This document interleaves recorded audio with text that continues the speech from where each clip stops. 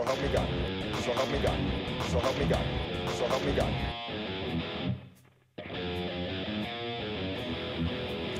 Listen to this, folks. I was pulled to the side road, which was a new cut gravel dirt road in front of a business, a builder supply business, actually top-notch builder supply in Madison, Georgia.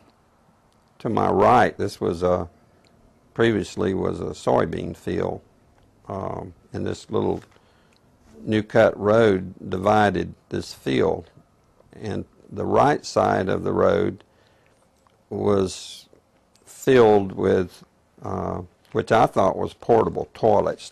I never looked at them that close. Same in color, maybe black, but which was an odd color.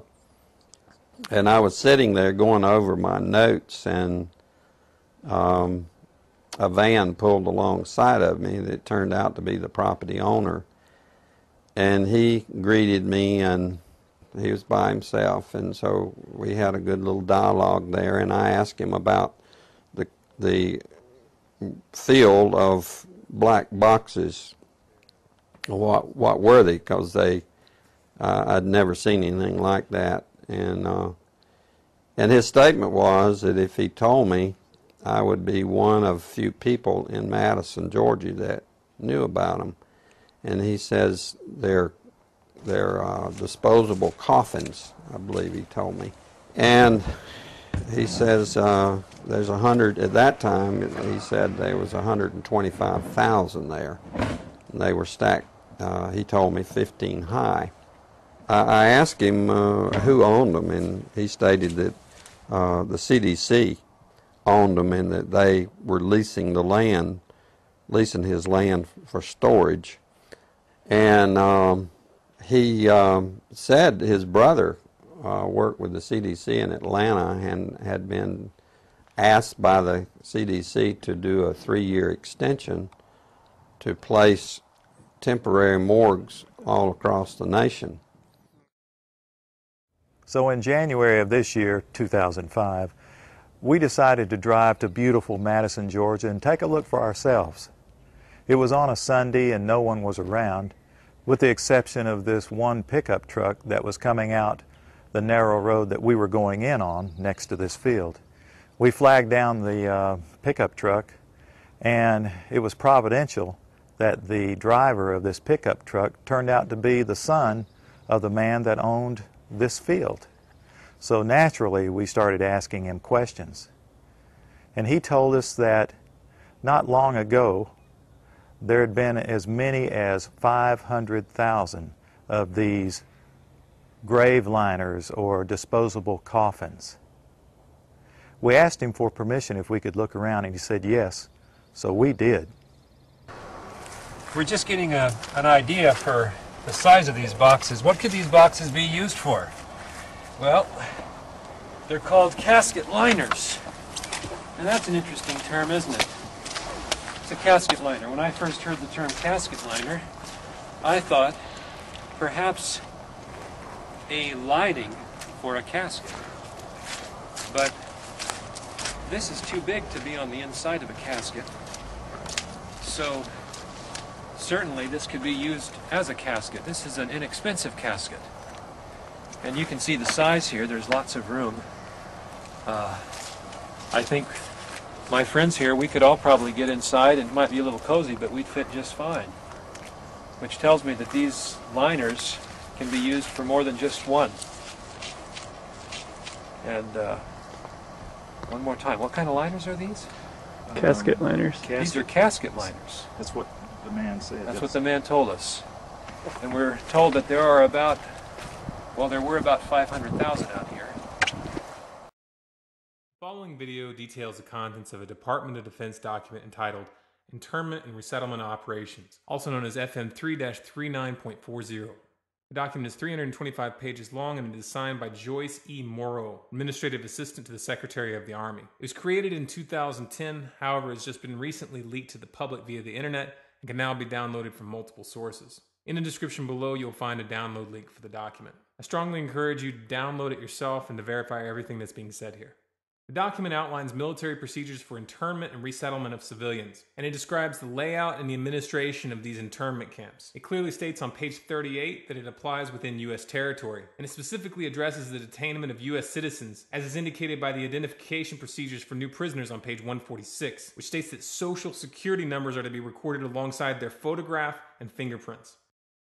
Included in the list of organizations which may be involved in these internment operations are the Department of Homeland Security, FEMA, the Department of Defense, and the United Nations. On page 56, the document outlines the responsibilities of psychological operations officers within the camps, among which it states that a PSYOP officer develops and executes indoctrination programs to reduce or remove antagonistic attitudes and identifies political activists. On page 281, the document goes into more detail regarding the role of psychological operations within the camps, specifically in regards to pacifying the population and ensuring cooperation. On page 238, it gives the conditions for the use of deadly force in such camps. Among the justifications for lethal force, it includes to terminate an active escape attempt. That point right there should make it clear that these camps are not benevolent disaster relief type facilities.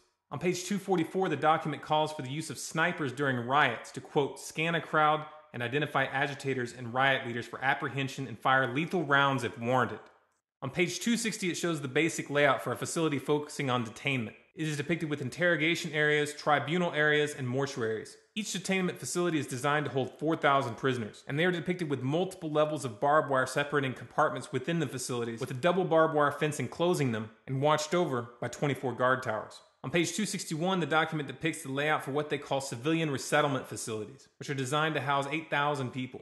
Though it uses the word resettlement, the plans show multiple levels of barbed wire dividing the sections of the facility, with double barbed wire fencing on the outside, as well as 16 guard towers.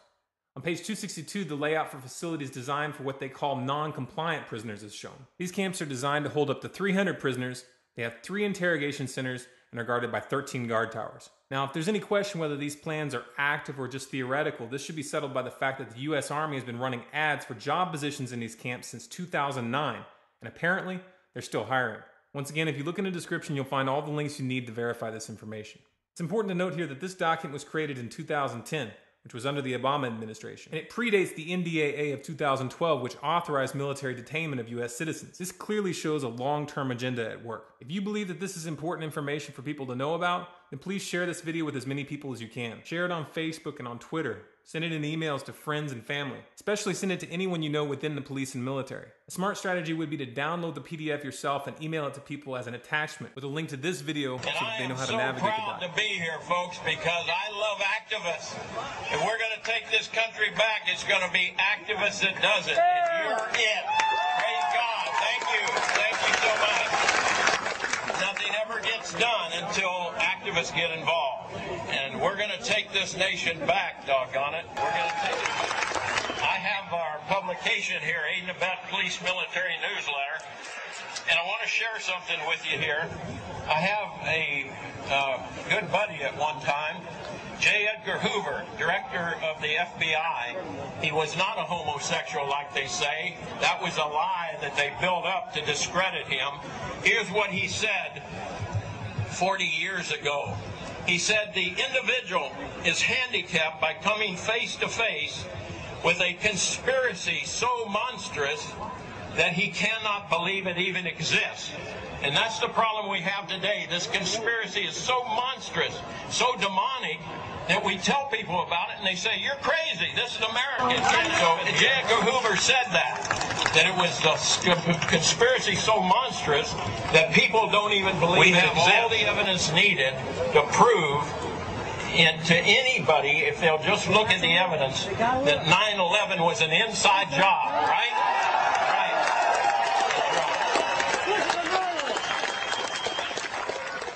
I've had people calling me saying they go out to their mailbox and they find a little red dot or a little blue dot on their mailbox, and they wonder what the little red dot and blue dot is. Well, it's marking your mailbox by the government, so when foreign troops come in here on us after martial law, if you have a red dot on your mailbox, they take you out immediately and shoot you right in the head. But if you have a blue dot, they take you to the FEMA camps being built by Halliburton right now to house 50 million Americans are building enough concentration camps in America by Halliburton that Cheney's getting rich off of, Vice President Cheney's getting rich off of, to put those with the blue dot on your mailbox in those concentration camps. Now, if you go out and you find a pink dot on your mailbox, that means that they believe you'll be a good slave. So help me God. So help me God. So help me God. So help me God. So help me God.